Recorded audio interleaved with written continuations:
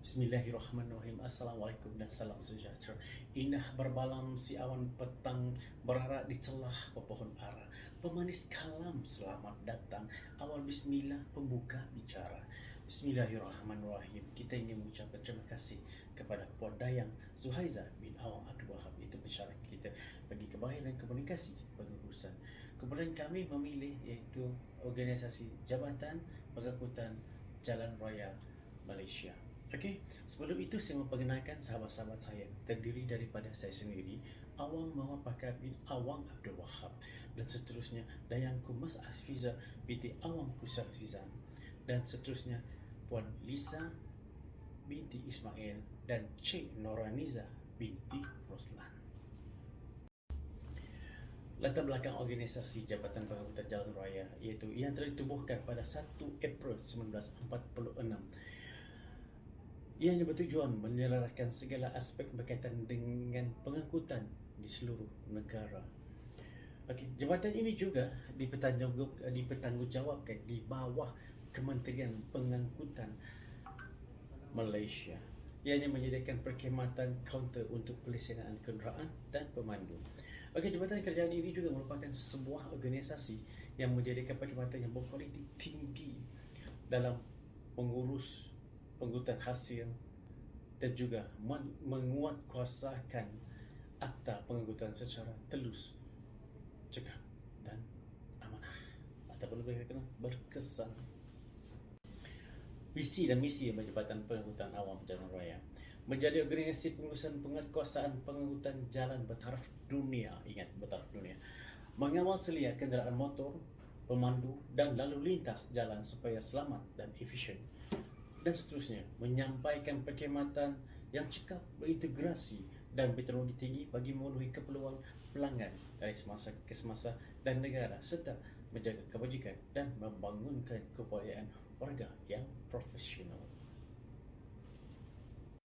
Assalamualaikum dan selamat sejahtera. Saya Dayang Kumas Afila binti Awang Kusyahminan akan meneruskan perbentangan pada slide yang seterusnya. Okey, slide yang seterusnya adalah konsep asas konflik. Sebelum itu saya akan menerangkan apa itu maksud konflik.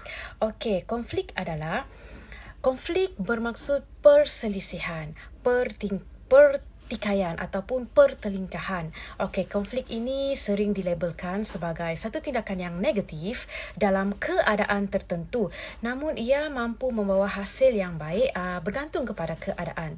Okey, konflik juga bermaksud kita melihat kepada situasi seseorang yang mempunyai persepsi atau pandangan bahawa terdapat pihak lain cuba untuk menentang dan melakukan perbuatan atau tindakan yang boleh merosakkan imej pihak tertentu. Okey, kita lihat pada slide ini. Okey, Thomas mendefinisikan konflik sebagai satu proses yang bermula apabila satu pihak menganggap satu pihak lain yang telah menghambar atau akan menghambarkan satu kepentingan dirinya. Okey, definisi ini merangkumi jenis konflik antara individu dan dalam kumpulan. 3 jenis konflik utama yang kita selalu kaitkan adalah, yang pertama adalah konflik diri, konflik interpersonal dan konflik pasukan. Okey, kita lihat pada slide yang seterusnya, kita akan membincangkan tentang isu yang boleh menimbulkan konflik. Okey, pada slide ini kita lihat ada 4 isu, iaitu yang pertama tidak setuju dengan nilai benar atau salah, kedua tidak setuju dengan maklumat atau tujuan, dan yang ketiga tidak setuju dengan sesuatu keterangan atau fakta, dan seterusnya tidak setuju dengan cara melakukan tugasan.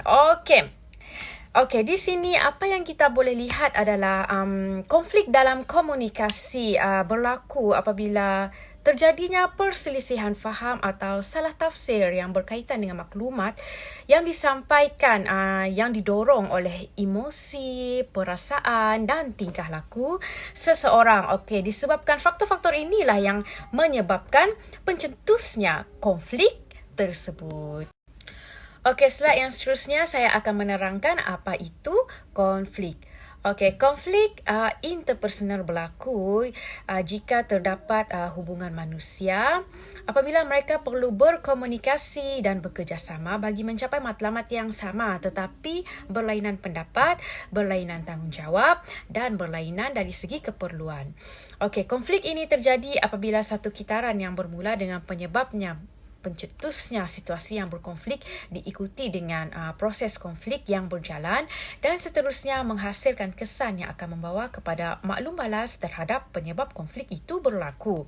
Okey, konflik boleh berlaku juga disebabkan sekiranya ada satu pihak yang berkomunikasi sama ada cuba atau tidak sengaja mahupun tanpa sedar telah menyampaikan atau melakukan suatu perkara sehingga boleh mewujudkan situasi yang tidak stabil seperti ketidakpuashati, gangguan emosi dan sebagainya.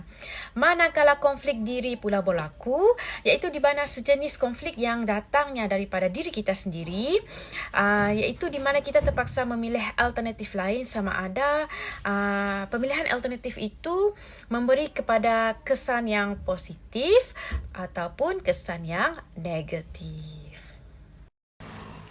Assalamualaikum dan salam sejahtera. Nama saya Lisa binti Ismail. Saya akan menyambung pembentangan kumpulan kami di bawah tajuk Konflik Komunikasi Melibatkan Pengurusan Kaunter Khidmat Pelanggan. Seperti yang kita ketahui, perkhidmatan kaunter pelanggan adalah salah satu penghubung di antara kaki tangan kerajaan dengan rakyat. Segala urusan yang melibatkan permohonan lesen memandu, pembayaran kompaun denda, semakan trafik dan lain-lain dibuat melalui pengurusan kaunter khidmat pelanggan, khususnya di Jabatan Pengangkutan Jalan. Kegagalan dalam menyampaikan gaya dan bentuk komunikasi yang cekap dan berkesan boleh membawa kepada konflik komunikasi dalam pengurusan kaunter khidmat pelanggan. Konflik terjadi apabila satu kitaran yang bermula dengan penyebabnya mencetuskan situasi berkonflik diikuti dengan proses konflik yang berjalan dan seterusnya menghasilkan kesan yang membawa kepada maklum balas terhadap penyebab konflik itu berlaku. Konflik komunikasi boleh terjadi apabila tercetusnya beberapa faktor yang menyebabkan berlaku seperti ketidakpuasan hati pelanggan terhadap cara layanan yang diberikan oleh penjawat awam, kelambatan dalam memproses atau menyiapkan urusan, ketidaksefahaman yang berlaku ketika perbincangan, kekeliruan dalam maklumat yang disampaikan dan sebagainya. Terdapat beberapa contoh tingkah laku atau keadaan yang memperlihatkan suatu konflik itu berlaku dalam sesebuah organisasi. Di antaranya adalah seperti sikap tidak mahu bekerjasama antara sesama kaki tangan, penjagaan personaliti, perbezaan matlamat, perbincangan yang kurang berkesan, penggunaan bahasa yang lemah atau kasar, pengabaian perintah ataupun arahan, perbezaan pendapat, kekaburan peranan dalam melaksanakan tugas kerja, kekurangan maklumat yang diperlukan dan banyak lagi. Setiap pengurusan atasan dalam mana-mana organisasi perlu memandang serius berkaitan faktor-faktor yang boleh menyebabkan atau mencetuskan situasi konflik sama ada berkaitan konflik diri, konflik interpersonal ataupun konflik secara berkumpulan. Ia boleh mempengaruhi prestasi, penilaian dan produktiviti sesebuah organisasi dalam mencapai matlamat yang ditetapkan. Objektif peningkatan amalan komunikasi dalam organisasi.